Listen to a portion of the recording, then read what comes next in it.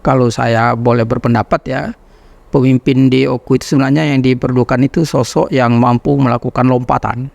Jadi lompatan itu dia keluar dari kota nyaman atau zona nyaman. Pemimpin yang out of the box ya gitu ya. Jadi dia harus seperti itu. Sehingga bukan bermental birokrat. Beberapa daerah ya melakukan lompatan itu rata-rata orang yang berjiwa entrepreneur. Dan punya nyali. Pemimpin itu tidak hanya cukup pintar, tapi juga ada nyali. Jadi punya nyali itu artinya dia berani berhadapan dengan sesuatu yang tidak populer. Masalah orang ingkar janji itu hal yang berbeda. Tapi pemimpin harus berjanji itu wajib. Memberikan harapan namanya. Ya, jadi pemimpin itu harus berjanji dulu sama masyarakat. Masalah terwujud atau tidak itu kita tagih janjinya. Nah, jangan sampai kita masyarakat tidak pernah jingok janjinya.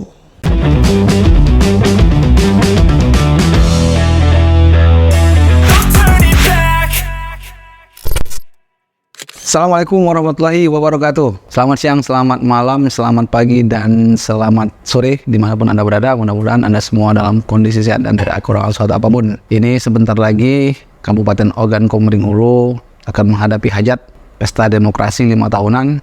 Mungkin bisa dihitung sekitar 5 bulan lagi ya. Ini lagi-lagi menjadi tema yang menarik karena selalu menjadi bahasan publik di Kabupaten Ogan Komering Ulu, baik di warung kopi maupun di grup-grup WhatsApp. Nah, kita akan membahas apa sih sesungguhnya problem-problem yang dihadapi oleh Kabupaten Oku dan bagaimana figur kita ke depan untuk mengurai problem tersebut. Bersama kami dengan narasumber yang ada di Begesah. Selamat siang, assalamualaikum warahmatullahi wabarakatuh. Kanda Maratupahri. Waalaikumsalam warahmatullahi wabarakatuh. Kanda FS Tito, Muhammad Tito. Ini perlu kami perkenalkan kembali, mungkin banyak yang lupa kali ya. Beliau adalah Kanda Maratupahri. Beliau ini akademisi sekaligus pengamat politik dan pemerintahan. Dan Kanda MS Tito adalah caleg terpilih dari Partai Golkar. Sebelumnya anggota Dewan. Cuma karena mengambil risiko, rehat sejenak ya Kak ya. Oke Kak, ini kan pilkada ini kan adalah sebuah langkah awal ini. Bagaimana ke depan Oku ini bisa ditata kelola dengan serius. Nah, menurut Kanda Maratu dulu, aku kepengen ke Kak Maratu dulu. Kira-kira Kak, apa sih Kak problematik Oku ya yang selama ini mungkin menjadi hambatan sehingga Oku ini ya katakanlah gitu-gitu aja. Baik, terkait dengan pilkada, ini persoalan yang saya kira bukan persoalan yang remeh-temeh, istilah orang itu bukan persoalan yang sederhana. Pilkada itu menyangkut nasib masa depan Oku. Itu dulu kita dudukkan persoalan ini garis bawahi. Mengapa demikian? Karena di 5 tahun ke depan pasca pilkada itulah nanti bagaimana Oku ini ditata. Dalam bahasa NIDA itu ditata kelola. Dalam konteks tata kelola pemerintah daerah. Artinya kalau dihubungkan dengan otonomi daerah adalah bagaimana pemimpin Oku itu membawa masyarakat Oku ini untuk lebih sejahtera, lebih maju dalam rangka mengisi pembangunan di Oku ini. Nah, problem yang mendasar itu terkait dengan orang akan melihat secara sederhana infrastruktur. Untuk infrastruktur. Nah, infrastruktur itu misalnya yang paling kasat mata itu jalan, jembatan, misalnya fasilitas publik lain, termasuk air minum, fasilitas kesehatan, pendidikan dan lain sebagainya. Nah, ini tadi saya kira harus diselesaikan dengan baik oleh pemimpin sehingga Oku itu betul-betul menjadi yang terbaik dari 17 kabupaten kota Sumatera Selatan. Itu saya kira menjadi catatan penting, catatan awal. Artinya pilkada itu jangan dianggap alah sepenting milih, yang penting pokoknya kalau sudah pemilu sudah pilkada sudah. Bukan, tidak sesederhana itu ya. Jadi mari kita memandang pilkada ini betul-betul menyangkut masa depan kita sebagai warga Oku. Nah, kalau jadi artinya bukan persoalan tidak penting, itu menjadi sangat penting. Itu saja. Kalau ke Karito Kak, kalau kita tarik dari apa yang disampaikan oleh Kanda Maratu tadi kan mungkin belum banyak Maksudnya itu kalau di bidang infrastruktur mungkin belum banyak pembangunan yang progresif mungkin ya. Kalau Kandut itu mana enggak? Jadi terima kasih. Assalamualaikum warahmatullahi wabarakatuh. Nyambung disampaikan oleh Kak Maratu tadi bahwa pilkada itu bukan hal yang remeh-temeh, sesuatu yang penting karena ini menyangkut hajat hidup masyarakat Oku 5 tahun ke depan. Kami mungkin tambahkan sesuatu yang sepenting itu, tapi tetap kita ajak masyarakat untuk menikmati proses pilkada ini dengan riang gembira, dengan pikiran yang gembira, sehingga dengan pikiran gembira sesuatu yang berat itu bisa kita urai bersama-sama. Jawab tentang tantangan ke depan itu sebenarnya tidak ada satu tempat yang tidak punya masalah, tapi mungkin masalahnya lain tempat, lain masalah. Kalau kami sebenarnya lebih ke apa sih problem Kabupaten Oku itu? Kami meyakini bahwa seluruh problem itu dimulai dari dalam tujuan mensejahterakan masyarakat. Jadi mensejahterakan masyarakat itu seluruh program yang akan dibangun, yang disusun, yang akan dijalankan, tujuannya itu untuk mensejahterakan masyarakat. Jadi kita mulai dari problem pertama di Oku ini ya ledakan penduduk. Oke. Dari tahun ke tahun penduduk kita terus bertambah. Dari tahun ke tahun. Kita ingat kami dulu rasanya di tahun 97-an jumlah penduduk Batu Raja Timur di angka 28.000 sampai 30.000. Hari ini jumlah kecamatan Batu Raja Timur itu sudah hampir menyentuh 100.000. Artinya kalau kita proyeksi jumlah penduduk kita itu akan terus bertambah. Nah, dari situlah sumber permasalahan-permasalahan itu akan keluar. Dari pertama kalau kita cerita tentang ledakan penduduk dimulai dari kesehatan, angka kelahiran bayi. Di situ kita lihat berapa persentase angka stunting di Kabupaten Oku. Itu problem awal. Kita mulai dari situ. Terus jumlah penduduk yang bertambah ini, dia nak sehat, dia nak sekolah. Berapa jumlah siswa-siswa baru yang anak-anak di Kabupaten Oku yang akan dapat pendidikan TK, SD, SMP sampai masuk SMA. Hari ini problem hari ini tamatan SMP yang mau masuk SMA, banyak anak-anak SMP yang tidak kedapatan kuota. Artinya jumlah tamatan SMP dengan jumlah daya tampung SMA tidak memadai. Itu problem juga. Jadi soal kesehatan pertama dari ledakan penduduk, tentang kebutuhan pendidikan, terus ekonomi. Karena anak-anak ini lahir dari keluarga-keluarga yang ada di Kabupaten Nugan Komering Ulu. Bagaimana ekonomi masyarakat Kabupaten Oku?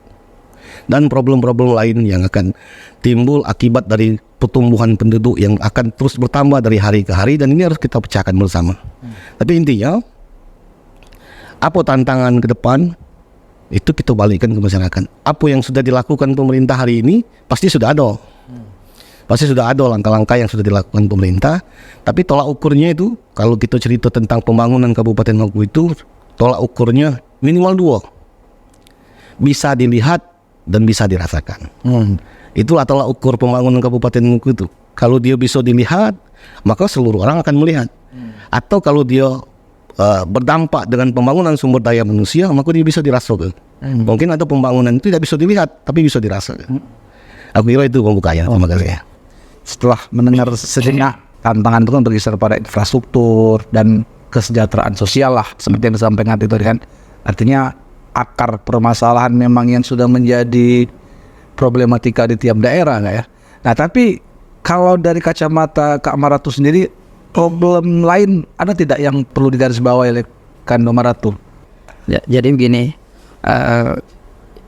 problem di masyarakat itu kan pasti bicara soal kepemimpinan. Ya. Nah, itu jadi kepemimpinan itu menjadi kata kunci di dalam banyak hal yang disampaikan oleh Adinda Tito tadi. Mulai dari persoalan pendidikan, atau mulai dari ledakan penduduk dan sebagainya, itu nyangkut kepemimpinan. Nah, kepemimpinan inilah yang akan menyelesaikan atau menuntaskan berbagai permasalahan yang dihadapi. Nah, saya teringat ungkapan Profesor almarhum Profesor Malik Pajar, salah seorang ketua PP Muhammadiyah saat itu. Dia pernah menyatakan bahwa pemimpin yang baik itu adalah menghasilkan karya yang terbaik. Jadi dalam bahasa Adinda Tito tadi nyambung itu, bisa dirasakan, bisa dilihat, itu kan itu hasil karya. Karyanya siapa? Ya karya pemimpin. Nah itu ya. Jadi karya pemimpin. Nah, pemimpin ke depan siapapun itu ya, Karena kita juga belum tahu siapa yang akan, karena belum final ya, siapa yang maju ini saya juga belum tahu itu.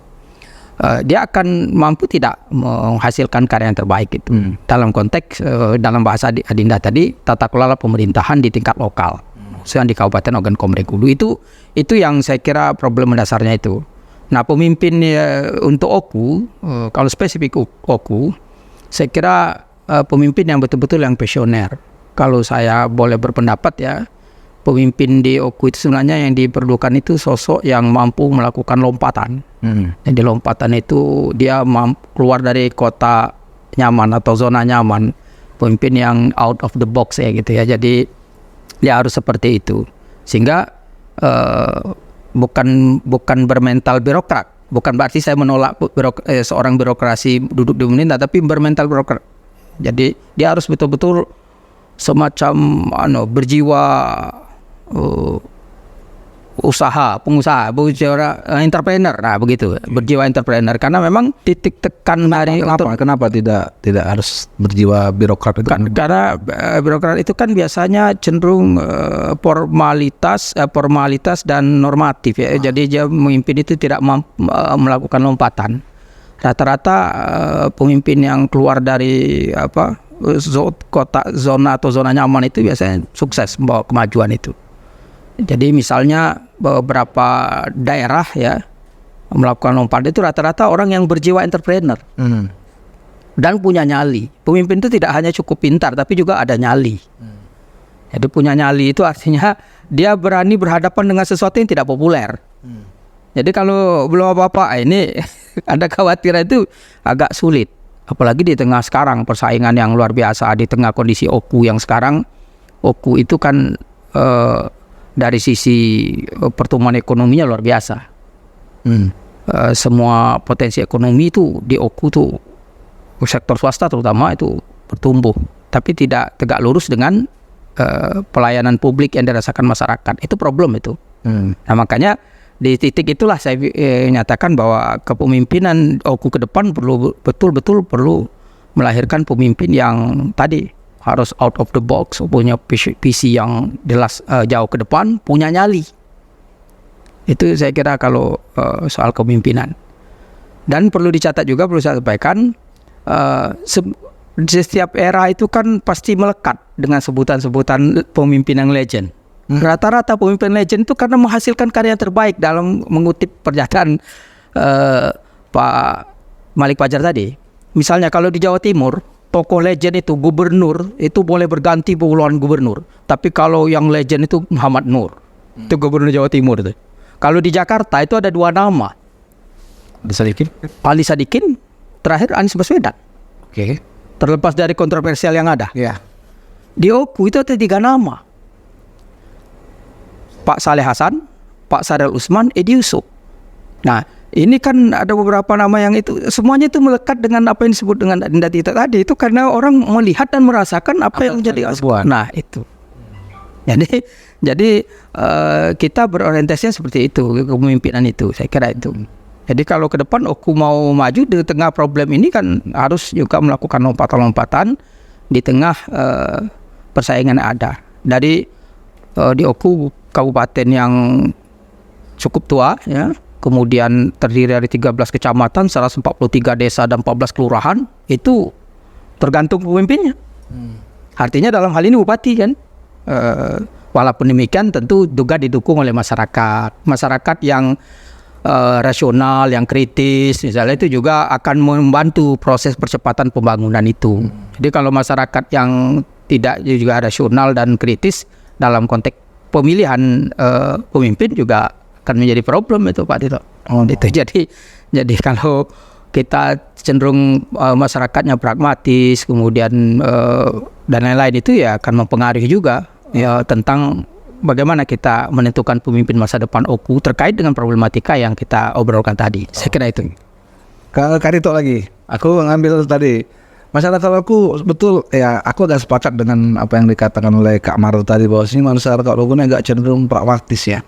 Apalagi di setiap momen pilkada ini kan yang dibahas oleh masyarakat ini kan selalu berkaitan dengan personal. Ya mungkin Kak Tito tahu lah bagaimana dinamika yang terjadi di bawah ya. Gimana pendapat Kak Tito? Ya. Jadi aku pikir kalau problem masyarakat tentang pilih memilih ini sebenarnya se-Indonesia itu hampir sama. Jadi bahkan kalau lewat pemilu kemarin banyak yang tumbang. DPR yang ngetop, yang hebat-hebat itu tumbang semua.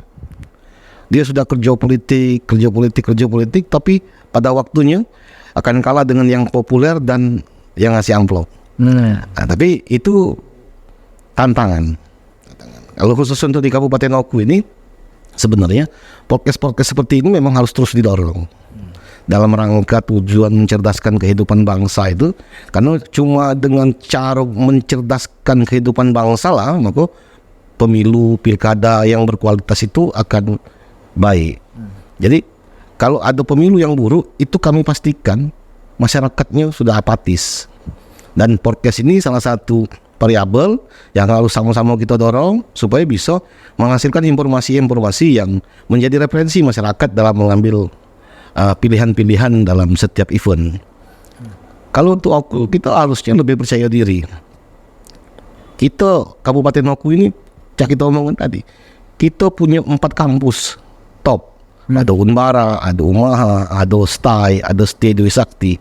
Artinya untuk kelas kabupaten yang punya 4 kampus itu bahkan lebih, sebenarnya kita ini kota terpelajar, minimal tempat umum belajar lah betul aja ini. Artinya kalau kita ngomong tentang orang berpendidikan, Oku ini sebenarnya kota terpelajar. Dan Oku ini seperti catatan, tempat lahir para pemimpin-pemimpin hebat. Sumsel. Jadi kita Oku harus berbangga bagian dari yang menyuplai pemimpin-pemimpin level provinsi. Seperti diomongkan Kak Maratu tadi, minimal ada 3 legend. Bukan yang lain itu udah hebat, tapi faktanya memang masyarakat banyak mengingat Bupati Saleh Hasan, Pak Syarial Usman yang jadi gubernur, Pak Edi Yusuf yang akhirnya jadi wakil gubernur. Hari ini kita pengen lahirlah pemimpin-pemimpin yang punya karakter-karakter hebat seperti itu. Tapi tadi masyarakat harus dicerdaskan dengan cara apa? Dengan memberikan informasi yang baik pada masyarakat sehingga masyarakat punya referensi dalam mengambil pilihan-pilihan dalam memilih pemimpin di setiap event. Jadi kalau cerita tentang tantangan-tantangan ke depan, kami yakini bahwa hari ini sebenarnya tinggal keinginan dalam sebenarnya tadi seperti yang aku omongkan tadi, seluruh permasalahan itu pasti bersumber dari berapa jumlah penduduknya. Karena tidak beda antara pemerintahan kabupaten, kota, provinsi, negara itu sebenarnya pemerintahan paling kecil itu rumah tangga. Jadi sama kalau bicara rumah tangga, aku punya anak 4, bini siko, penghasilan sebulan sekian atau pendapatan setahun sekian. Pendapatan ini yang aku kelola untuk kesejahteraan anak-anak, untuk pendidikan anak-anak, untuk hal-hal yang sampai sifatnya yang untuk rekreasi.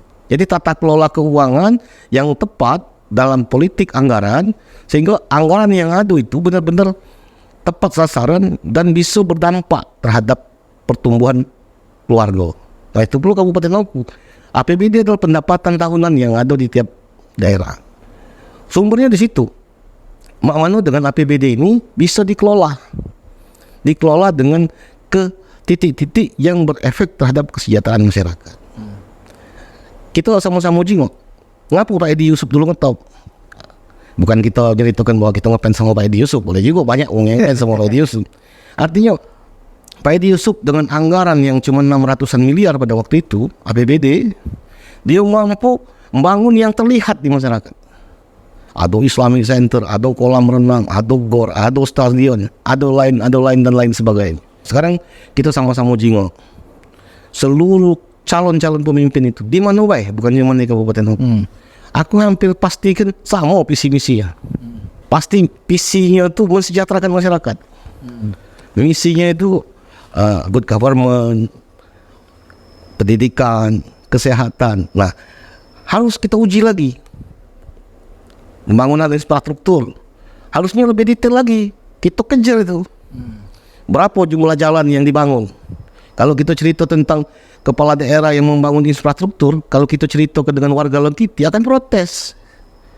Warga Lengkiti akan protes. Kami belum pernah dibangun jalan. Jalan Lengkiti itu seingat kami sudah berapa puluh tahun tidak dibangun. Itu kata masyarakat Lengkiti.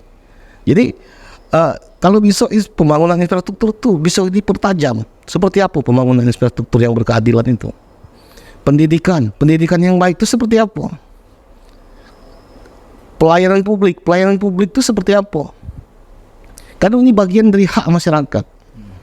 Kalau kami lebih agak ekstrim lagi ya, kalau sifatnya hak masyarakat itu jangankan apa kita sombong ngomongkan sudah kita buat, terima kasih tidak boleh masyarakat.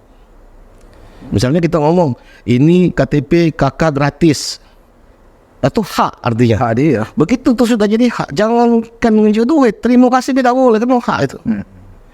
Sekarang pemerintah harus melakukan hal yang lebih. Misalnya KK KTP gratis. Apa kelebihan pemerintah hari ini? Sudah gratis diantar pulau ke tempat. Nah ini baru nilai lebih. Hari ini kita pengen dorong untuk punya nilai lebih, supaya tadi bisa dilihat dan dirasakan masyarakat. Cuma kebanyakan pemerintah itu mengklaim masyarakat harus berterima kasih apa yang telah dilakukan oleh pemerintah. Itu nggak jadi dia, seolah-olah. Jadi tadi kita bukan mengatakan pemerintah hari ini sudah tidak berbuat. Hari ini pemerintah sudah berbuat, dan momen ke depan ini harus kita manfaatkan supaya apa? Ini Win. Masalah orang ingkar janji itu hal yang berbeda. Tapi pemimpin harus berjanji itu wajib. Memberikan harapan namanya. Ya, jadi pemimpin itu harus berjanji dulu sama masyarakat. Masalah terwujud atau tidak itu kita tagih janjinya. Nah, jangan sampai kita masyarakat tidak pernah jingok janjinya. Jadi hari ini dengan podcast ini kita pengen lihat janji-janji calon pemimpin di Kabupaten Oku nih. You mau jadi pemimpin di Oku, apa janjinya? Supaya apa? Supaya bisa kita tagih. Ya. Jadi kalau sudah tidak punya janji itu ya mana gitu. Apa yang kita tagih dari pemerintah? Kalau pemerintah itu kita beda tahu apa janjinya.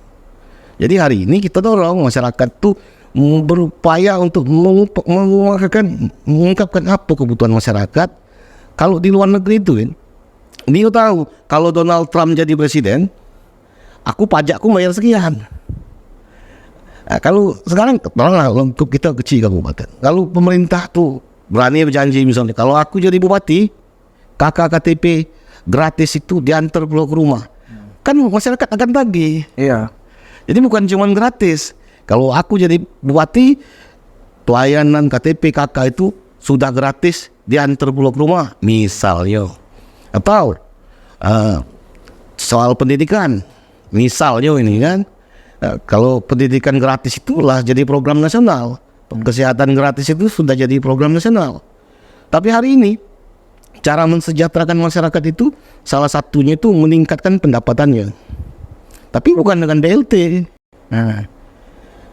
Kalau kita tak bisa meningkatkan pendapatannya, ya kurangi pengeluarannya. Bagaimana cara mengurangi pengeluaran masyarakat itu? Masyarakat itu akan sanggup keluar, sanggup berhutang kalau terbentur di dua masalah. Masalah pendidikan, masalah kesehatan. Kalau budak nak sekolah terjual gale. Ya. Terjual gale, kata yang dijualkan utang. Nah, kalau bisa dua sektor ini harus diupayakan. Misalnya ini berjanji, kalau aku jadi pemimpin kabupaten aku, sekolah sudah gratis. Anak-anak yang baru masuk kita gratiskan seragam sekolahnya. Nah, ini kan terobosan namanya. Iya. Nah, terobosan seperti ini, nah kita dorong masyarakat untuk minta calon pemimpin itu harus berjanji dengan program-programnya yang bisa kita tagih. Problemnya juga kadang-kadang ya habis pilkada, habis hajatan pesta demokrasi, bukan hanya pemenang yang lupa dengan janjinya, masyarakat pun kadang lupa menagih janji. Itu yang terjadi. Kayak Kak Kano Maratu. Menurut Kano Maratu terkait dengan problem-problem yang ada ini sebenarnya sudah ada geliat belum sih pemerintah nih menangani problem-problem? Jadi kan itu tadi saya sepakat dengan Adinda Tito tadi bahwa orang itu sederhana saja melihat itu, apa yang dia lihat, apa yang dia rasakan. Betul. Nah, yang dia rasakan itu kan kalau di kita ini kan infrastruktur jalan itu yang kelihatan keseharian kita. Jalan-jalan di dalam kota Kabupaten Oku ini kan, dalam kota ini kan banyak bermasalah juga, misalnya seperti itu. Dan ini juga harus diselesaikan infrastruktur seperti itu. Kemudian begitu juga yang lain. Jadi ada banyak hal yang juga harus di stressing oleh pemerintah agar ini masyarakat merasa nyaman gitu ya. Kemudian yang lain-lain juga tadi terkait dengan pendidikan dan sebagainya itu. Saya kira seperti itu. kemajuan suatu daerah itu kan tergantung pada pemimpin ya. Termasuk juga arah pembangunannya, begitu pula dengan perangkat dan instrumen itu kan akan mengikuti kan kemana arah pimpinan. Nah, apakah sosok pemimpin itu jauh lebih penting saat ini ketimbang parpol pengusung? Di dalam parpol ya jelas tidak bisa diabaikan karena memang syarat legalitas formal calon itu melalui pintu partai politik. Nah, kemudian bahwa siapapun yang diusulkan, pertama kita berbaik sangka pasti adalah putra-putra terbaik Oku, siapapun itu yang pertama. Yang kedua, kalau saya melihat dengan segala problematika di Oku ini, saya kira Oku itu perlu ada 3 syarat pemimpin saya kira. Yang pertama, pemimpin itu jelas tadi secara normatif itu visioner. Artinya bagaimana dia memandang Oku ini. Oku ini kan sekarang kabupaten yang katakanlah dari sisi, kalau dulu kan menjadi jalan poros dari lintas, sekarang pintu tol aja tidak kebagian gitu, tantangan baru itu. Nah, kemudian dengan segala macam problematika yang ada, walaupun kita percaya bahwa pemimpin sudah berbuat banyak ya. Nah, jadi kalau Oku dibawa kemana misalnya Oku itu kan, jadi harus ada trademark Oku itu. Trademarknya misalnya sebagai kota pelajar, nah, apa harus dilakukan? Apa menjadi kota wisata misalnya seperti itu. Jadi dia harus ada apa yang di-stressing pembangunannya. Jadi menarik misalnya. Karena sektor swasta di Oku ini maju. Sebagai tolok ukur di Oku ini, kenapa saya bilang itu? Hubungannya nanti dengan yang kedua, bahwa pemimpin harus entrepreneur itu. Memiliki jiwa entrepreneur. Oku itu Dindo, sekarang ini di Oku itu bank-bank yang tidak populer pun ada di Oku waktu itu. Itu indikator ekonomi loh itu. Kalau Anda sebut bank, saya berkali-kali menyebut istilah itu. Kalau ada bank BCA, bank Mandiri, bank swasta itu sudah biasa di kabupaten kota. Tapi kalau ada dulu bank nama-nama bank lain yang ada tidak masuk. Bank Bokopin, Bank Utomo, Bank Mega itu sampai di kabupaten di luar Jawa itu tolok ukur untuk luar Jawa loh. Kabupaten di luar Jawa ada bank-bank itu. Tarif hotel paling murah berapa di mahal berapa di sini Pak? Itu sekitar 1 juta ada ya. Nah, 750 sampai 1 juta. Itu juga menunjukkan bahwa geliat ekonominya bertumbuh. Nah, itu tegak lurus tidak dengan pelayanan publik? Nah, itu persoalannya kan begitu. Nah, jadi tegak lurus dengan pelayanan publik itu ya semuanya termasuk infrastruktur dan sebagainya itu. Jadi pertumbuhan ekonomi yang bagus itu tidak tegak lurus dengan pelayanan publik, itu menjadi tugas pemerintah. Itu problemnya di situ. Nah, disitulah juga kita akhirnya bicara soal pemimpin. Nah, itu. Jadi bagaimana pemimpin itu memandang Oku ke depan. Mau dibawa kemana Oku ini? Sementara kita saja jalan-jalan sudah tinggal. Mana ada lagi bis-bis yang besar lewat sini artinya kan? Nah, ini harus perlu ada terobosan sehingga orang ke Oku itu menjadi sesuatu yang menarik. Kalau enggak, Oku akhirnya kita ditunggu ya seperti ini. Bisa-bisa kita kalah dengan Pali. Luar biasa misalnya seperti itu. Karena tantang gitu. Nah, kaitan dengan itu, maka pemimpin harus ya, kalau tadi visioner yang memandang Oku. Yang kedua, berjiwa entrepreneur tadi. Berjiwa entrepreneur artinya dia tidak hanya berdasarkan minta dana-dana daulat hanya itu, tapi dia bagaimana dia punya menggali potensi ekonomi yang ada di Oku sehingga melahirkan sumber-sumber ekonomi, sumber-sumber keuangan. Kemudian dengan orang yang berjiwa entrepreneur tentu dia akan menggunakan uang itu secara efektif, efisien. Karena jiwa entrepreneur itu nggak mungkin sembarangan dia, nggak mungkin boros, nggak tidak tepat, itu jiwa-jiwa itu. Dan akan mencari lubang baru, istilah sumber-sumber pendapatan.